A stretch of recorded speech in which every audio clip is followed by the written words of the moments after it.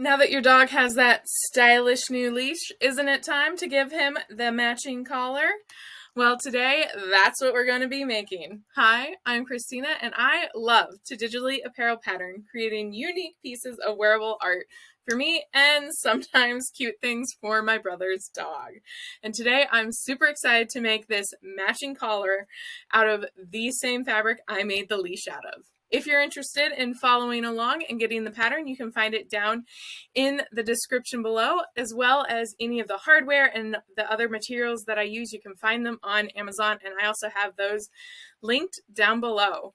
So let's gather our materials and get sewing this adorable matching collar.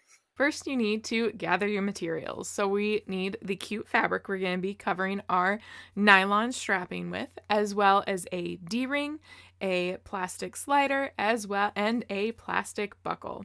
You'll also want to have either the pattern or a ruler and a marking utensil. I'm going to be using some chalk.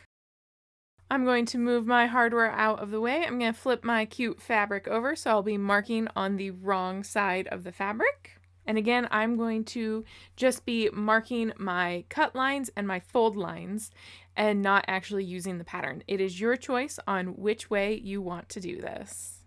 I'm going to start by just lining up the edge, and I want to just go a little bit in, and I do want to kind of pay attention because this is going to be a smaller collar. I want to make sure that I am paying attention to where that pattern is going to lie. Normally I wouldn't be too concerned with it, but because it's going to be such a small collar, such a thin collar, I guess, I do want to kind of pay attention to that so that I get to make sure that I have the hearts and the footprints on there and not just like half of the hearts and half of the footprints. If you don't care, then don't worry about it, but it is something to always be aware of when you are cutting out your pattern is what of the pattern is actually going to be seen, where is it going to be seen, and how is it going to be seen. So it's just something to think about.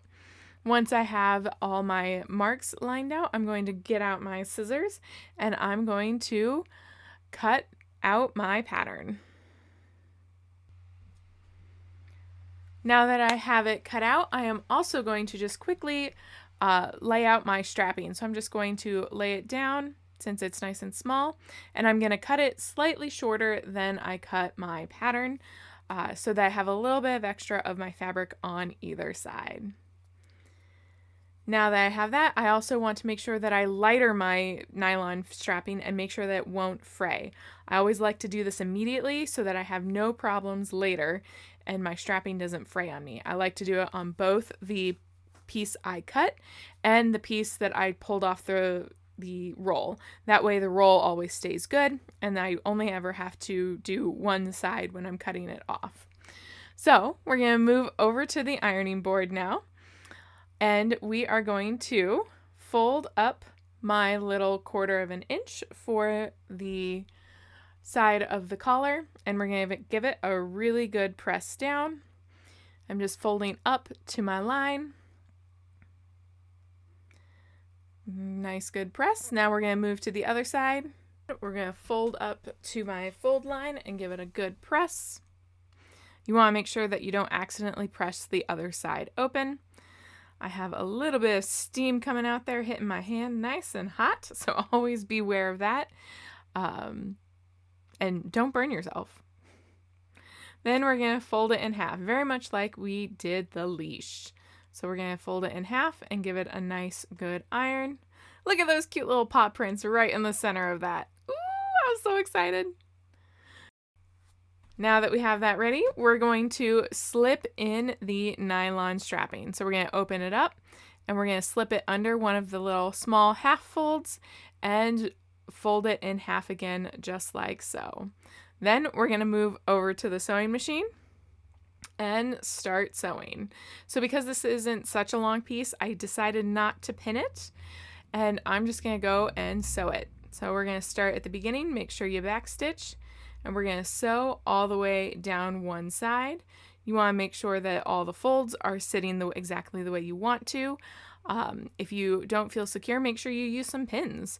That can just help guide everything. .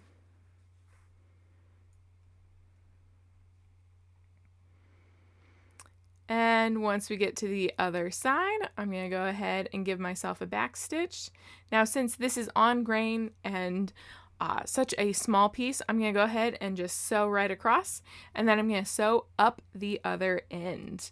This will create so that I have stitching on either side, and it's a small enough piece that I'm not worried about sewing in the same direction. Depending on your fabric, depending on some stuff, sometimes it will lay better if you start over from the beginning and both sew in the same direction, but it is not 100% necessary. We're going to start by adding the slider onto the collar first. We're going to feed it up and back, and then we're going to sew that down.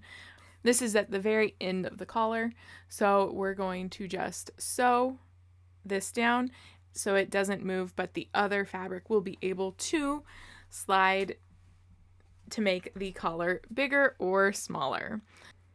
And we are going to sew it in a square with an X pattern as best we can. It is going to be a very tiny square and a very tiny X pattern, so just something to be aware of. I always like to do this because it gives it that much more stability, so I always recommend giving it that little bit extra to make sure it has that stability.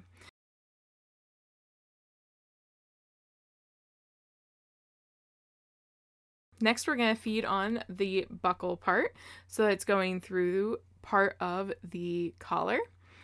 If you do have like a side that you prefer, you do want to make sure that you're sewing it in the way that you want. So that is always something to kind of just pay attention to, of which side will be your right side and which side will be your wrong side.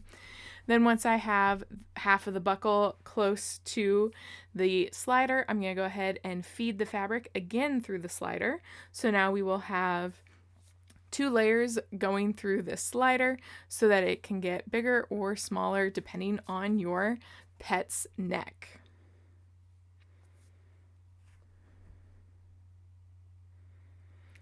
Then once I have that there, it's nice and secure, it's time to do the other side. So I always like to double check, make sure everything's going well, the buckle and the buckle won't be sewn on wrong. You want to feed that on next.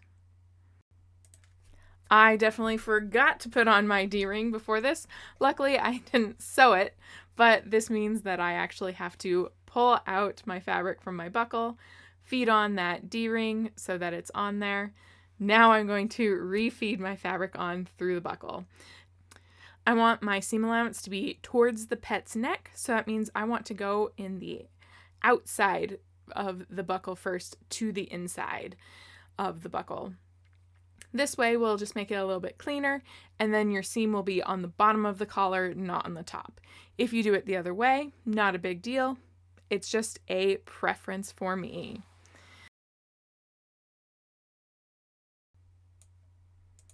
And then we're going to do the same type of stitch as we did on the slider. So we're going to do, you want to make sure that your D-ring is up next to your clip, and then we're going to do a square with an X right along here.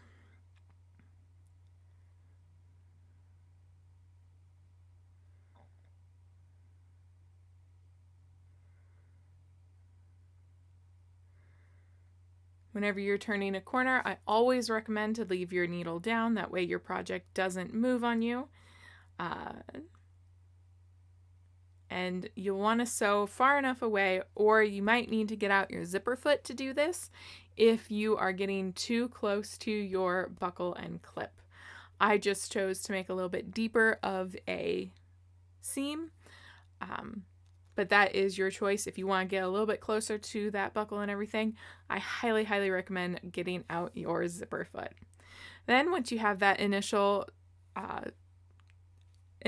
rectangle done, it is time to do the other side of the D-ring. So we're going to slide the D-ring over to right next to the stitching, and we are going to sew just a straight line, back stitching at the beginning and end, down to hold that D-ring separate from the buckle.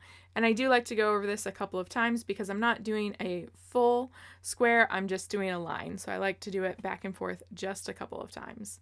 And there we have it. We now have our collar made. Super quick, super fast, and it is super cute. Ooh! I'm so excited. And there we have it. We now have our matching collar that can get hooked up to our matching leash, go for a walk with a poop bag on the end so you can clean up any messes your dog could make.